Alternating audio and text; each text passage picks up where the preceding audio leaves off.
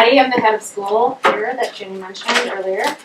And I want to say thank you to Celia and Mia for talking tonight. It's pretty powerful to hear from students and alum about what's important to them and what impacts them. And I'm really appreciative of the role models who are here tonight, so thank you Dr. Clark and Ellie and Misha and Jenny for paving the way for our kids to be agents of change.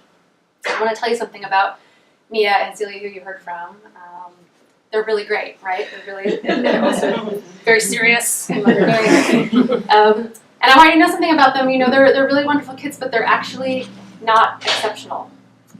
They're really, sorry, you're great. They're poised and they're intelligent and they're curious and they're confident, but they're a whole lot like their classmates. And they're like the LW girls who came before them and the ones who were at school today. And I feel relatively confident that any one of the 300 graduates of like Washington Girls Middle School will tell you about a time a little bit like Mia did when they were 10-year-olds with potential who found themselves in a learning community that cared for them and catalyzed and pushed and nurtured and helped them to see themselves as people who can make change. And their middle school years, which were important because they could have been the years that squashed their tenuous adolescent selves, instead helped them to find their own individual strong voices and to connect with the sisterhood of women who believe in the power of working together. And part of the reason that LW graduates are doing important work, and they are, in STEM and business and the arts and politics, is the sense of agency and justice that they got in middle school. And we know the middle school years are incredibly important for identity formation and values development. And it's a time when kids who go to school here see themselves as people who can and should challenge the status quo. And I'll tell you, this isn't a happy accident. This isn't just like this sort of happened, right? This is the work that we do. This is why we're here. And, the question is sometimes like, why does this matter? Why is it important that we're teaching girls to be strong in mind, body, and voice? And the answer is really, really simple. It's because there are people in our communities who need their voices. There are people who are afraid for their lives, for their ability to stay in this country, for their access to health care, for their access to a home. Because racism, sexism, homophobia, transphobia, xenophobia, fear, and hatred are really alive and well in the country. What's really frustrating about this, and this little moment of anger, Mia, is we actually know how to make this better. We really do. There is vast research about it. We know from study after study that women's participation is socially transformative. The inclusion of women in public service has clear and profound impact in every area, in policy and social issues, the economy, national security, the environment, international relations, really everything that there is. And in addition, there's an entire body of research indicating that a more gender diverse team leads to greater innovation and greater problem solving. And of course, we know from vast research that diversity of all kinds produces superior thinking. So in an organization without diverse leadership, as in without women and people of color and queer people in visible leadership positions, innovation simply suffers. So in those organizations, women are 20% less likely than their white male cis counterparts to find support for their ideas. And people of color are 24% less likely, and LGBTQ people are 21% less likely.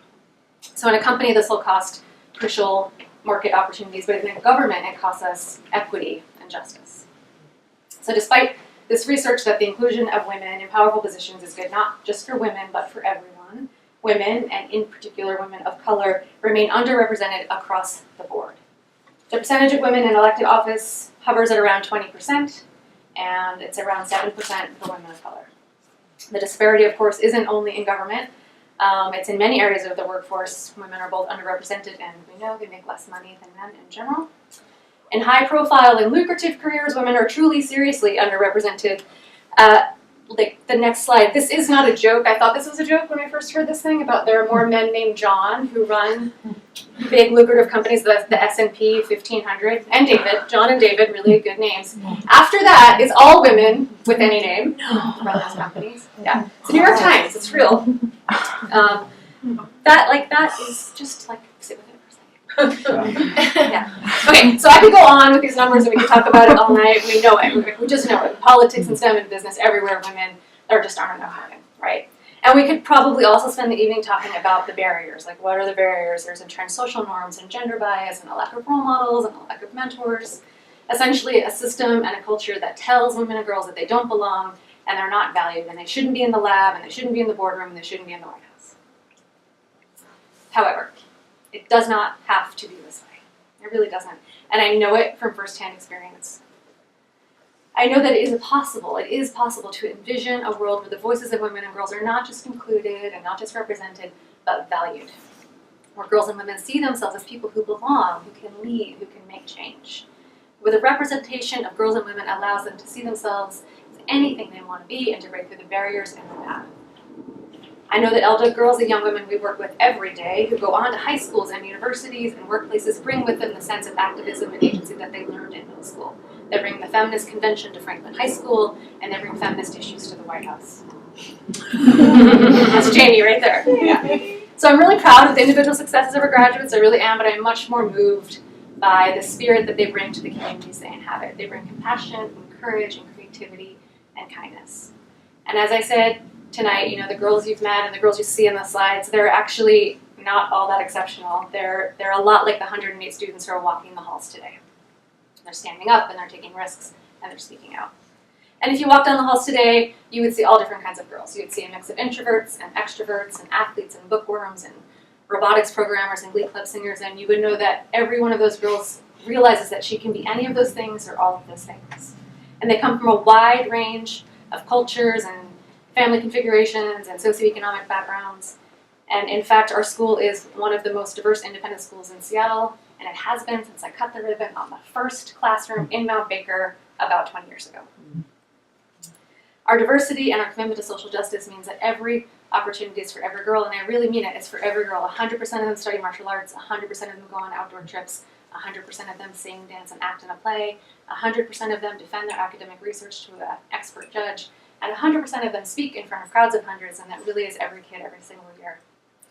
So this is why we're here tonight together. This is why we've invited you to learn more about the school. This is why we need to stay committed to providing those opportunities so that girls can see themselves as anything they want to be and break those barriers that lie ahead. So thank you for being here tonight, not in support of not just our students, but in the innovation and compassion that they're going to bring forward with them as they move on. And thank you for being here because you believe the world can be better and that the change that women and girls can put in place will make it so.